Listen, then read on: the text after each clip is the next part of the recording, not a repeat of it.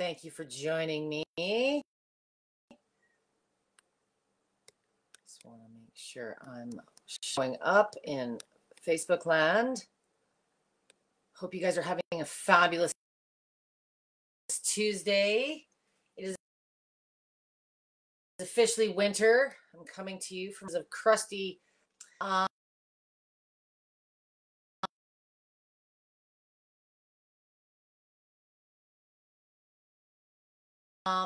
I'm not sure if you joined me last week.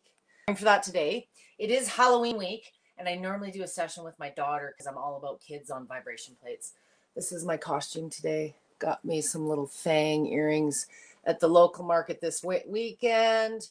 I normally do not recommend wearing a bunch of attire if you're doing an actual workout on your plate.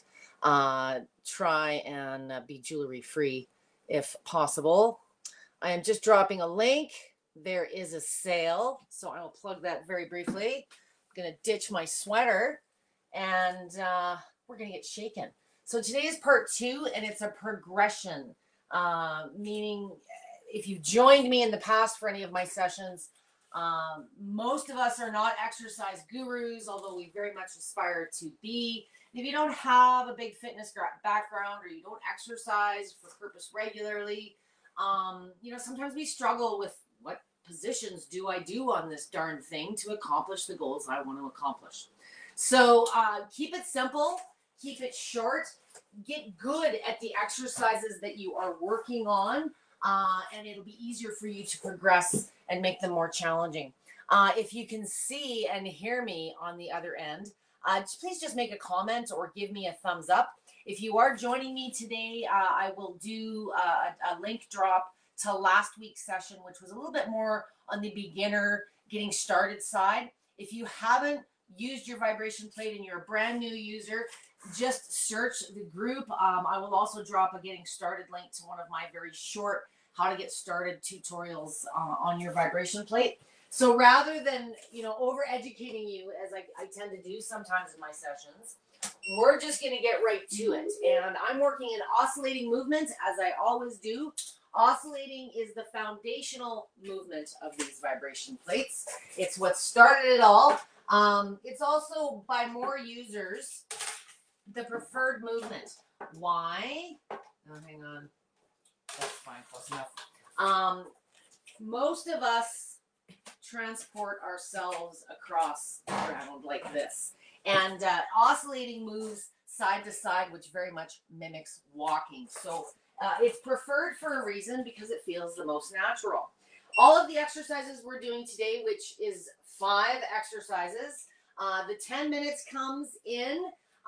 If you are more conditioned, if you want to challenge yourself a little bit further, each of the exercises we're going through today will be 1 minute in duration. If you find at the end of the routine that you're just not huffing it enough, or you want to do a little bit more of a workout and push those muscles a little bit further towards the finish line, do another rep. So repeat the exercises, or if you prefer, maybe you're dealing with, you've got some conditioning that you're working on, try to build up the endurance, try pushing yourself to longer durations in these poses. So pushing for 2 minutes. If you're a new user, don't get too worried about structure just yet. It's really important to just give your body and your mind a week or 2 to kind of get assimilated to the plate and how it moves. I am working on the Rumblex 4D today, and I'm just hitting start as soon as the power button turns on. This is the default movement, oscillating.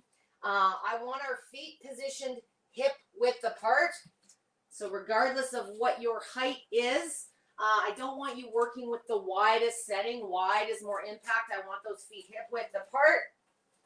And we're going to be working with a mid-speed setting. So my model has 60 speeds. I'm going to set mine at 30. Knees are always slightly bent.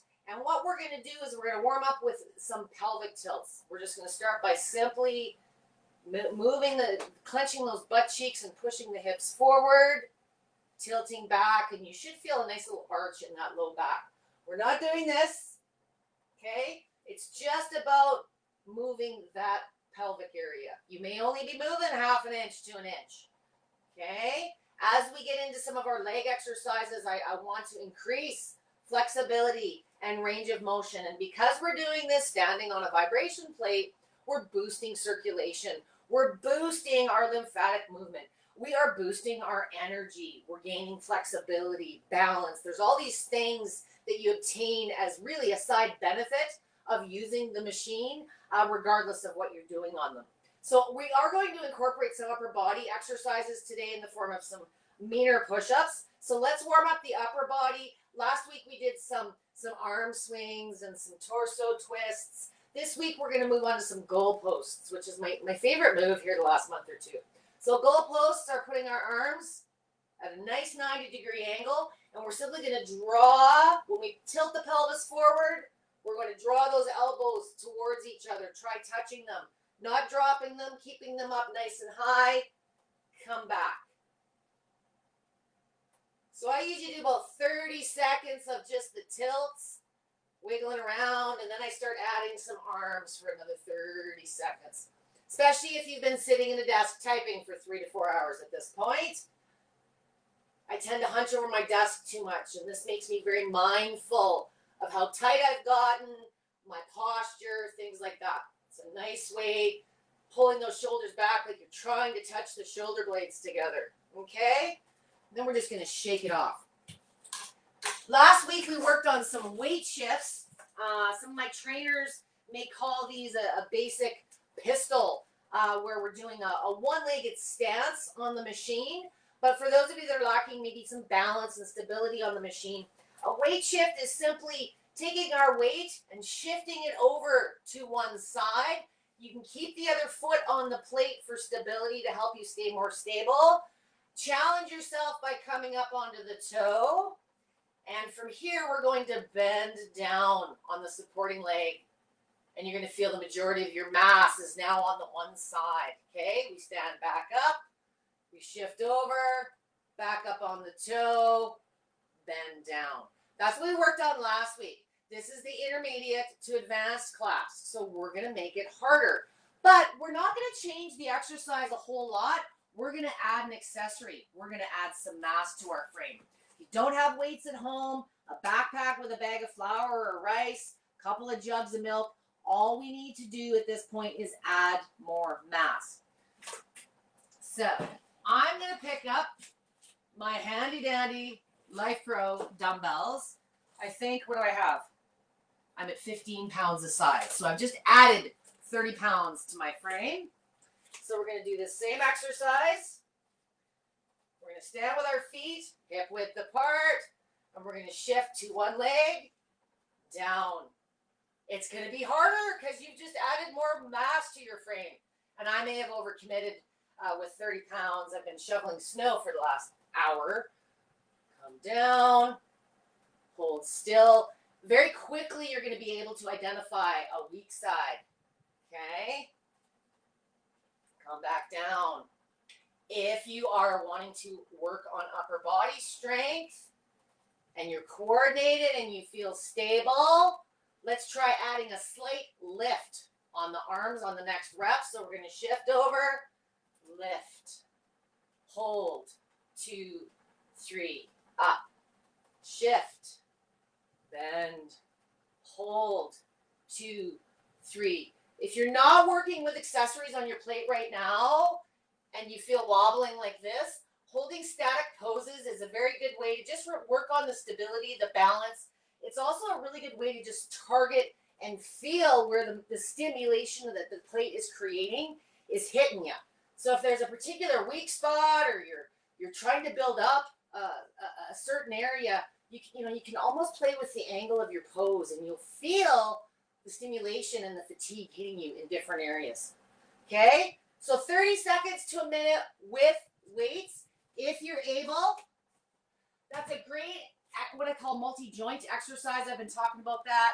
I'm a post-50 woman. Been doing lots of those types of talks lately. And, exercises that engage lots of muscle groups, lots of different joints is a great way to maintain and work on things that tend to start depleting as we get later in life. Muscle tone, hormones, those kind of things. So the next one we're going to work on is a lunge. This is a little bit of a variation from last week. We did step-ups last week. This week I want to work on a lunge.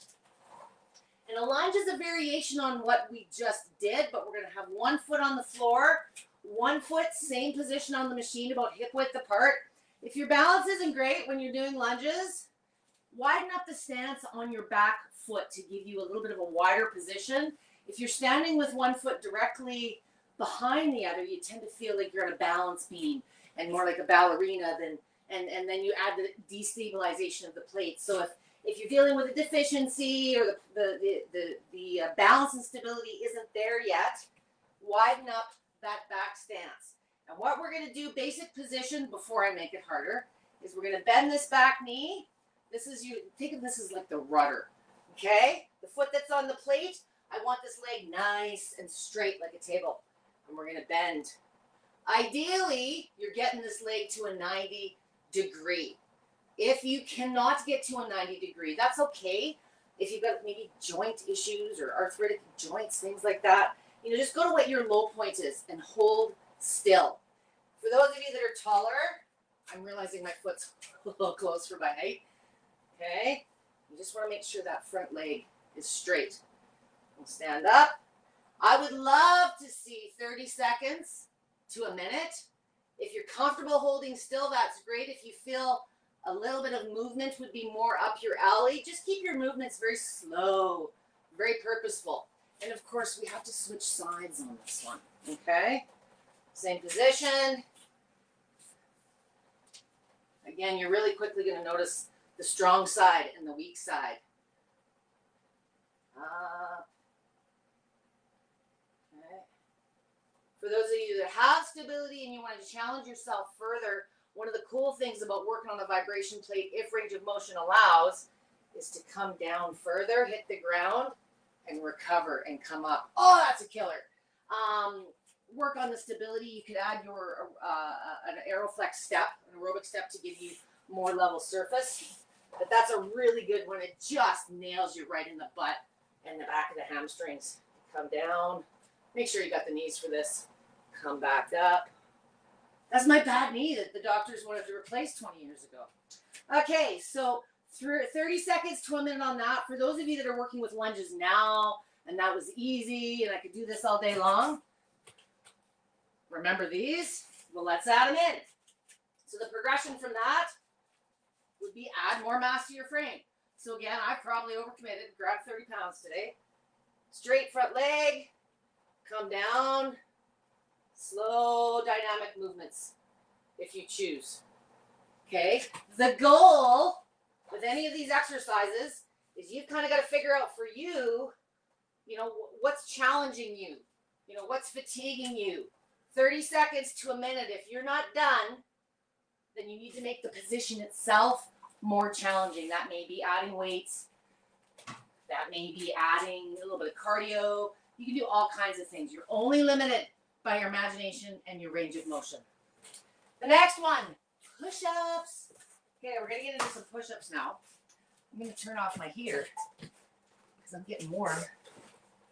Yes, I have to have a heater going. That's how cold it is in Canada today, at least where I'm at. Okay, so for those of you that have never done an upper body session with me, the key very quickly, same thing, not wide. Bring those hands more to shoulder width. And instead of, when you're looking down at the plate, instead of looking at your hands, shift the body just slightly forward so that the shoulders are above the hands. You're going to get much less head vibe, and you're going to find that you'll be able to hold your positions more effectively for long periods. Same settings. So I'm going up to 30. Last week, this is what we looked like. So we started on our knees and we progressed. This week, we're intermediate to advanced. So we're going to come up to our toes. And we're going to hold 2, 3, 4, 5. Then I want you to walk up. Up on the toes. This is what I call a shoulder press. There's no getting away from the head vibe on something like this. But relax. I think my experienced users will love this one. And then we're going to walk back.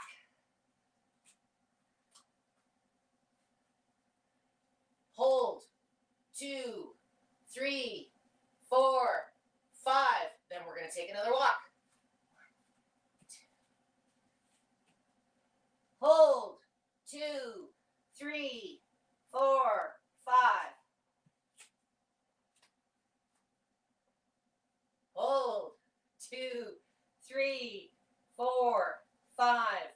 If you're finding these type of exercises you do regularly, things like weight vests or more dynamic movements are good ways to add challenge if you're finding that this is an easy exercise for you. So maybe you're adding some dynamic movement. You know, maybe you want to do some leg swings. These are all variations on a basic plank. What I like about the walk up and the walk back is it really challenges that core stability, and it gets some nice resistance into the neck and the shoulders, where many of my ladies in particular want to tone and target, but we deal with a lot of stress and tension in those areas. So when you're doing exercises like this, be mindful of your breathing. Make sure that you are. And when you get vibration into the neck and the head, do your best to just relax and let it do its thing versus tensing up and fighting and resisting it. All you're going to do is amplify it, and it's just not a fairly very pleasant experience. So when we're coming up to this portion, shoulders are just above the hands, and just allow the head to fall and relax, and then walk back up. Okay, so that's kind of your push-up. I was trying to figure out different ways to do sort of like burpee moves. I love doing burpees, but that's a really great way. You're always in control. You're not wrenching the back, especially if you're just going to toes for the first time. I want to make sure I haven't put everybody to sleep. Okay. So our very last one is kind of like our final push. This is called the King's Pose. It is a squat. We have not done a squat yet. So a basic King's Pose, and we started with this one last week. Again, we're working with hip width apart. I want you bending as low as your range of motion allows. I want you holding still. Then I want you just adding your arms. I always do my Fiddler on the Roof reference for those of you that are in my age bracket. I feel like I'm watching that movie whenever I do this. Now, for those of you that want to challenge yourself a little further, this is the intermediate to advanced class. Today, it's all about same position, but making it more challenging for the body that's performing it. So we're going to take that King's Pose. We're going to squat, and you can either just hold right here. You can try. I can't do it with 30 pounds today. Maybe you want to do some reps. Very slow. Maybe you want to add some reps with your squat. So maybe we're coming up. The final push is just whatever it takes for you to get to that finish line and say, I am done. Okay?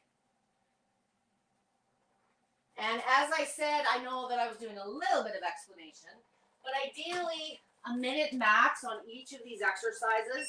If you find you're not fatigued, or you're trying to increase your level of conditioning and fitness, trying to lose some weight, trying to get stronger, you want to push beyond the comfort zone and get those muscle groups to a level of fatigue. So I would recommend repeating them.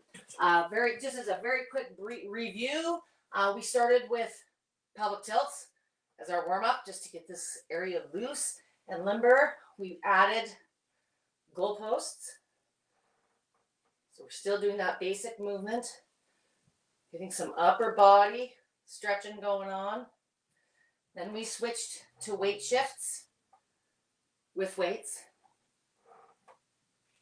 Really great way to start working one side where maybe the balance or the stability isn't there for lunges. Then we went into lunges, and we did weights on all this. If you're not doing lunges now, these are a great exercise. But a lot of times with one-legged exercises, we stand wider than we need to. Everybody stands wider than they need to. And it's important that you understand wide is more impact, wide is more movement. And especially if you're dealing with deficiencies, recovering from something, I would prefer you try a closer foot or hand placement with a faster speed. I think you'll find it more tolerable, and it's going to work the muscle groups in a very different way, and it'll get you to fatigue faster. The very last one we did, or the next one we did, was a push-up with the walk-ups. So again, remembering to keep those shoulders above the hands versus the head. We walked up. We walked back. And then our final position was King's pose.